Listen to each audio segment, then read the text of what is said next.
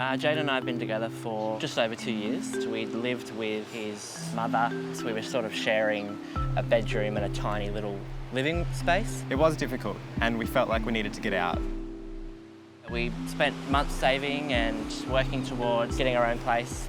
We'd gone to countless inspections. We both had the real estate app on our phone. We'd go on there every day looking through properties in Kingston. Honestly, anything that was bigger than 1 bedroom, 1 bathroom would do us justice.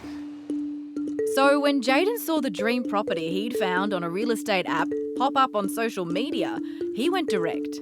All the photos were exactly the same, still had the watermark on each photo. Every detail on the listing was the same, it matched up with the real estate. The person that we were speaking to was replying really quickly. We'd got everything to him as fast as we could, and within 15 minutes we had been approved. We were asked to send through the bond payment, so we were happy to send it through, of course. We'll move things quickly, let's go. All good, said he received the money. And then he requested 2 weeks rent. And we were like, okay, well, we haven't seen the property yet, but, you know, we'll go along with it. We want this property. And then he had asked for another 2 weeks rent. And that's when we were like, something's wrong. Spoke with Jayden's mum and said, we've sent quite a bit of money to this guy already. You know, we've got the house. What's your experience around how much money, how many weeks ahead do we need to send in? Jayden's mum had sort of said, you really only need the 4 weeks rent and 2 weeks for security. You shouldn't be sending him any more. And then that's kind of when we started to go back through and really start to see everything crumble right before our eyes. The couple contacted the real estate agent who confirmed the owner had never listed the property on social media. They'd been scammed. So that was kind of when we really accepted it. And the money was gone. Jess has arrived in Tasmania to catch up with Cody and Jayden. They were victims of a rental scam that robbed them of their savings and shattered their house hunting dreams. Jess is hoping to share some practical tips, get their confidence back and help them restart the search for a place to call home. Can I just start by saying that you guys are not alone in what you've experienced, unfortunately. We know that Aussies lost a combined $2.7 billion to scams last year.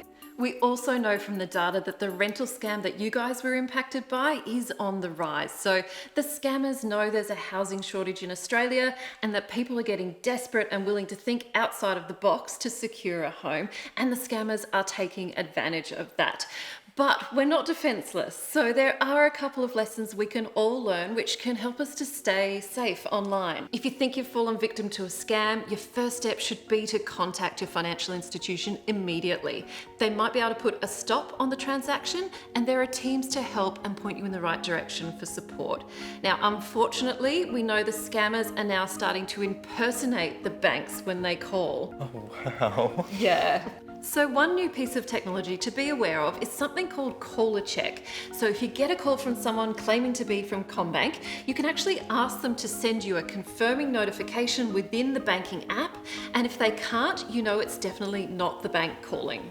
So secondly, have you heard of the phrase slip, slop, slap? Of course. When it comes to sun protection, of course. Well, the phrase you want to remember when it comes to scams is stop, check, reject. So first, stop. Does the email or the text message read a bit strange? Are there spelling mistakes? Is there poor grammar? Is the URL that's provided the same as the official website? The best thing to do is to take a pause and breathe. Legitimate businesses won't put you under pressure to act instantly.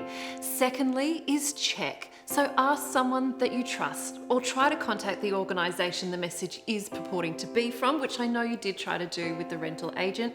You can also jump online and just have a search to see if there've been similar scams. And third is reject. If you're unsure, hang up the phone, don't be polite, block the numbers or delete the email.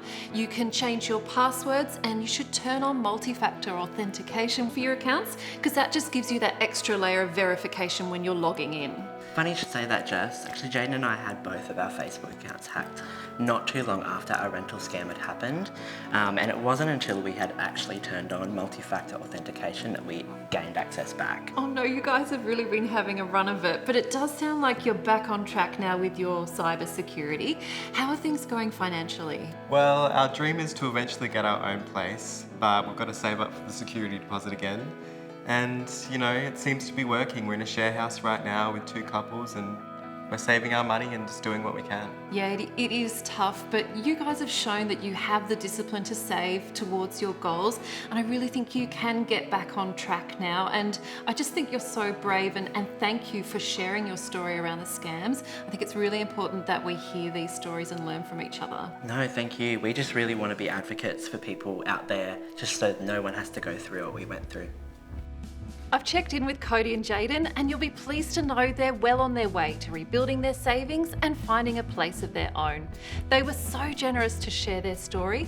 We need to learn from each other and stay vigilant. Remember to ask yourself, does something seem off? If so, stop. Don't rush. Check. Contact the organisation another way. And if you're at all unsure, reject. Hang up, delete the message, block the number.